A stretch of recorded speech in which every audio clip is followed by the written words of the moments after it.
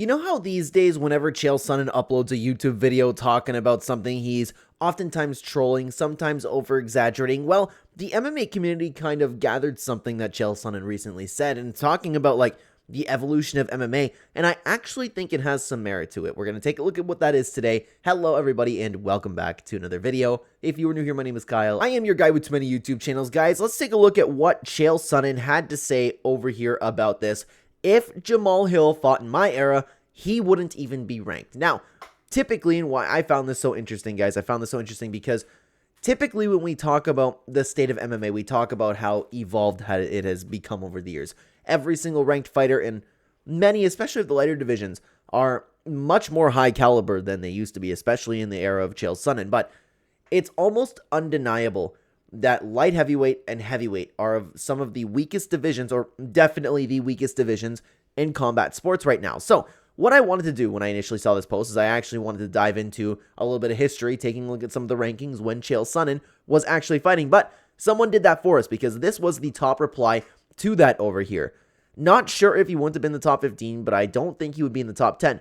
Back then, the light heavyweight division was stacked. At the time when he fought John, these were the rankings. And that is very, very interesting, okay? Because, again, the vast majority of these fighters are better than what the top 10 of the light heavyweight division is right now. You have John Jones, and I get that you can get into the conversation about PEDs. That's totally true, don't get me wrong.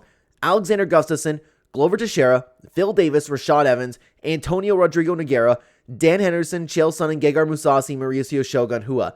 And these were a lot of their fighters, not necessarily in their peaks. Like, don't get me wrong, Glover Teixeira, you could argue that he had his peak with old age. Alexander Gustafsson was certainly in his peak. Dan Henderson as well.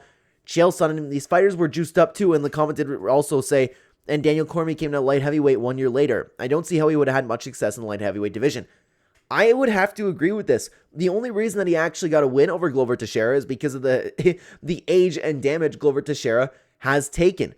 It is very, very interesting to think about because you think about the old eras of the UFC, and I talk about like, oh, well, this guy's not the GOAT for this reason. This guy's not the GOAT for this reason because of the competition level. Anderson Silva, even Mighty Mouse, Dominic Cruz especially.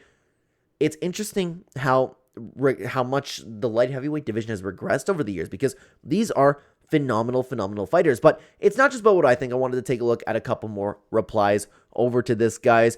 It's interesting because usually sports evolve over such time that current players would destroy ones from earlier eras.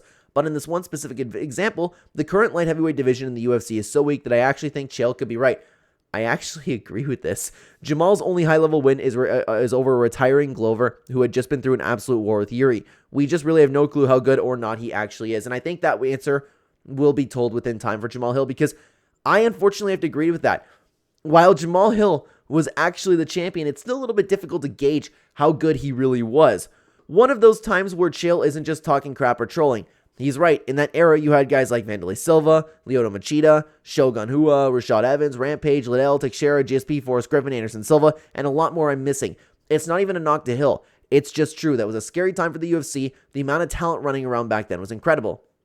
Now, you could pick apart some of those, and I do think that a lot of fighters today would beat some of the guys like maybe a Rashad Evans, maybe Lyoto Machida. Wanderlei Silva was a killer in his prime. Like, I'm at Forrest Griffin, like, would he be able to really last nowadays? I don't really know, but I get it, man.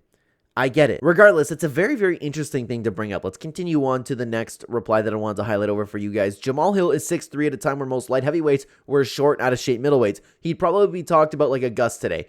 the highlighted reply over here, top 5% commenter. Yeah, peak physique of Jamahal Hill, man. Now, something that I did actually want to mention is there was some replies saying like, so not true, but like, I also was walking back this as I was taking a look at this because I said that like Chael Sonnen absolutely said this.